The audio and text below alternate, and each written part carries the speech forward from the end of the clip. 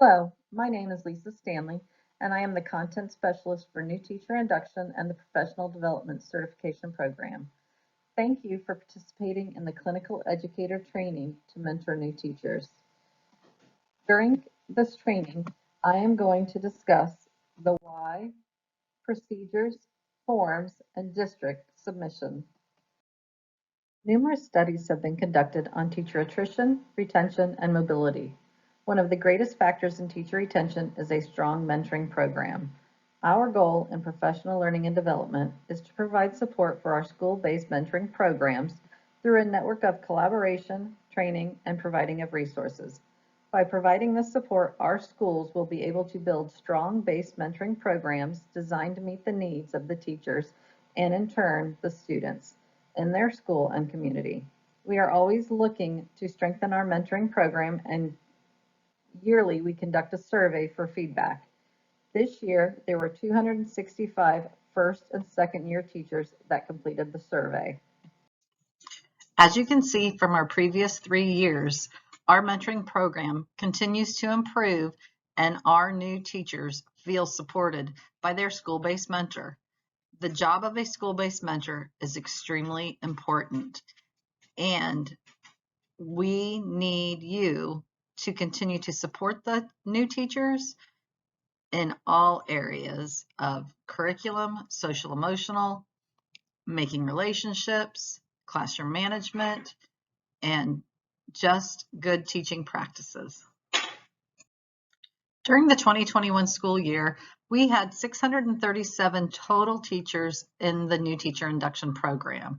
They were either in the first year of the program or their second year of the program. From our 637 teachers, we had 314 teachers within year 1 or year 2 of our new teacher induction program on a temporary certificate. According to state statute, they must be mentored by a CET trained teacher. Again, that is the importance of you participating in this, having more mentors participate in this, and our program is continuing to grow every single year. So who should participate in the new teacher induction program? Pre-K through 12th grade classroom teachers. The exceptions are the retired teachers re-entering as long as they continue to have a professional certificate, and ROTC instructors. School counselors, school-based social workers, and speech and language pathologists are included in our new teacher induction program, but their requirements are a little bit different. School-based counselors must be mentored by a counselor. That is new this year, and it might be difficult pairing them up with somebody that has the counseling background, or they might need to pair up with a teacher from another school. There are different types of mentees. You have year 1, which are instructional personnel brand new to the teaching profession, coming from a university program with a professional certificate or currently working under a temporary teaching certificate. You have year 2 instructional personnel in their second year of teaching in our district. Remember, you might have questions regarding experienced teachers, and you can reach out to Dinah Kramer, Sharon Doucette-Doran, or myself, Lisa Stanley, if you have any questions regarding whether a person should receive a mentor or not. The administrative contact at your school, usually your assistant principal at the elementary level or your 12-month curriculum assistant principal at the secondary level, will run a report from AS400 identifying your first and second year teachers. The administrative contact and/or the lead mentor teacher will work to assign the mentees to the mentor teachers using the clinical educator training list, as well as other factors, including grade level, proximity, common students, etc. Another choice is to have the mentee choose who they would like to mentor them if they have the correct training complete. Exceptions for mentoring and professional development: retired teachers returning to work and ROTC instructors do not need a mentor. Social workers, school counselors, speech language pathologists may use job-specific training to fulfill their 6 hours required for professional development. All others should attend New Teacher Academy. New Teacher Academy Day 1 is an online course, and teachers can register through Progo. It is considered a Google website in which teachers review the recordings that have already been submitted and then complete an exit slip to receive credit for the course. They must earn a 70% or higher on the exit slip. New Teacher Academy Day 2 is face-to-face. We completed 2 days in July. July 26th was for elementary teachers. July 27th was for secondary teachers. And we had over 230 teachers participate. October 5th, 6th, and 14th are now set for the boardroom. However, that is at this moment in time. We know things are changing with the COVID rules and regulations. We are going to be completely flexible. It might be turning into a online course. It might be turning into an evening course. It might be postponed. So things change as we get more information. All teachers who attend New Teacher Academy Day 2 receive a New Teacher Academy handbook, which includes important information such as our strategic plan for the district. It has acronyms that we use in education quite often and are confusing to new teachers. It also has some of the handouts from technology and Performance Matters, our MTSS process and information. So please refer to the New Teacher Handbook if you have a teacher that has already attended New Teacher Academy Day 2. And I am going to also upload it onto the New Teacher Academy Day 1 website for anybody to reference to. All first and second year mentees must be mentored by an effective or highly effective teacher who has been through the clinical educator training or peer coaching. Any teacher on a temporary teaching certificate must be mentored by a clinical educator trained teacher. No exceptions regardless of years. Teachers on a temporary teaching certificate have our highest need and our most vulnerable group because they do not have an education background. You can use the link on the new teacher page to find the new teacher training calendar for the 2021 school year. Here is also a link. Make sure they are aware of our district-based professional development certification program. This program has been completely redesigned and is now almost 90% online. Use the link above to connect them to the orientation, PDCP brochure, and other documents necessary to join the program. Teachers entering the program must be a full-time pre-K through 12th grade teacher, must have passed the general knowledge exam, and must have a minimum of 18 months left on their current temporary teaching certificate. Also, please discuss their statement of eligibility with them, which leads us to. Here's an example of a teacher on a temporary certificate's statement of eligibility. As you can see, there are many requirements that are needed to complete in order to obtain their professional certificate. The mentee should download this and keep a copy in their portfolio along with their induction forms and mentor log. There are various requirements for each teacher if they are on a temporary certificate. Please review the statement of eligibility with them, help set up a plan. You can contact me or Dinah Kramer or Sharon Doucette Duran if you have any questions regarding their statement of eligibility. The induction website has all of the information you will need to reference or print for mentoring. Please familiarize yourself with the site and share it with your other mentors and mentees. On the New Teacher Induction site is a guidebook for administrators and mentors. Again, this has all of the information in it as far as who needs to be mentored, what what trainings they need to receive, how many observations they should have. It also has some of the forms that you can use for observations and for the pre and post conferences. This guidebook stays on the website, and I do not create a paper version because, as you know, our contract is changing. Requirements are changing by the DOE, so it would not be cost effective to continue to download it and send it to you and then continually have to change it.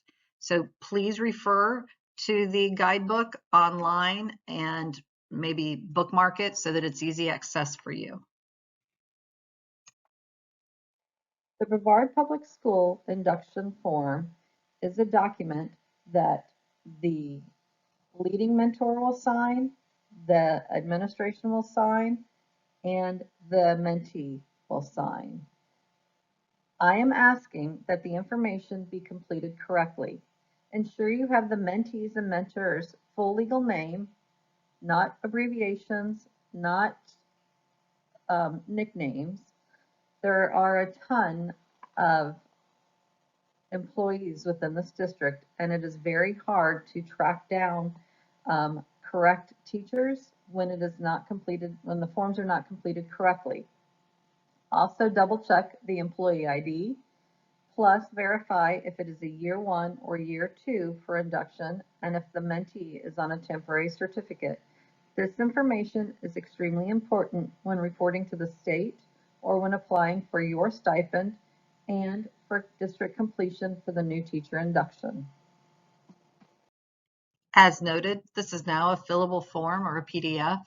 Every teacher participating in the induction program needs to complete this form as long as the administrator, the mentor, and the teacher needs to sign it as well.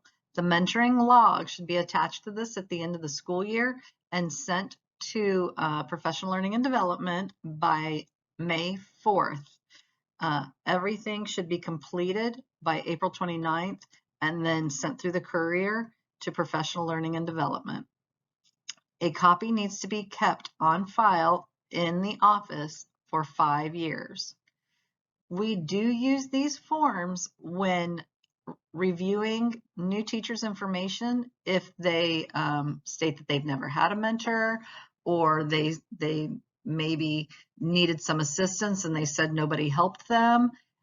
We review these, pull them out, share the name, share the information with the new teacher, and the copy that we keep at Professional Learning and Development is kept in the employee's file. All forms will need to be signed again at the end of the school year. The lead mentor or assistant principal will then keep a copy of the forms for 5 years at the school site and send the original to me, Lisa Stanley. These forms are then filed into the teacher's personnel files. That is why completing the information correctly is so crucial. A copy of this chart is kept within the induction guidebook as well. These are the induction requirements that is broken down by the mentee, school-based mentor, the lead mentor, and the administrator. It breaks down what the expectations for each person are, how many observations, what professional development needs to be completed, how many mentoring meetings you should be doing, and when the deadlines are for submission of papers and observations. Remember, 6 hours of professional development are required each year of induction. This should include New Teacher Academy, Year 1, and job-specific professional development for Year 2. IPA's handbook is located in Progo under the Resources tab on the right side of the page. You should review this with the mentee and go over some of the look-fors and the evaluation system. It also has information regarding observation expectations for teachers that are new or those who have transferred from out of state or county. Remember, the documents that you need to sign are the affidavit and the mentoring log and also the induction agreement. Please send all forms to Lisa Stanley. Make sure that the mentee keeps a copy of all of the forms and the assistant principal keeps a copy for 5 years at the school. The induction roster is completed by either the lead mentor or the assistant principal or the AP contact for your school. It is on the SharePoint, and it includes the mentor's name, the mentee's name, along with how many years in the program the mentee has participated, what type of certificate the mentee has. We use this information to triangulate the information we get from the DOE and the information that we run our reports from AS400, and to verify that our new teachers are getting the support that they need and that we have accounted for every new teacher in the district. Even if a new teacher has a non-participation form, this year they will be included on the induction roster. Administrative checklist due dates, this is for your lead mentor and your AP contact. Here's a copy of the induction roster that is on SharePoint. You can see the information that is filled out and completed. The things that have changed this year is on number 1, every school now has to complete the induction roster. That way I will know if a school does have new teachers or does not have new teachers. And then number 2, now teachers that are on non-participation forms will have to be included in the induction roster as well, so that when I'm comparing AS400, the state report, and the induction roster, I can ensure that, again, all of the teachers have been accounted for. Thank you for giving your time to mentor the new teachers in Brevard. The impact that you have on a new teacher's career is insurmountable. I know that you spend hours modeling for the teachers and supporting them professionally. At this time, the mentoring supplement is $165. You must have 2 mentees assigned to you to receive that stipend. We know the time you spend and the impact that you have. The $165 stipend is on page 78 of the BFT contract. In closing, if you have any questions, concerns, or celebrations, this is the contact information for the new teacher induction support team. Please do not hesitate to reach out. Thank you for your time and all that you do to support the new teachers in Brevard Public Schools.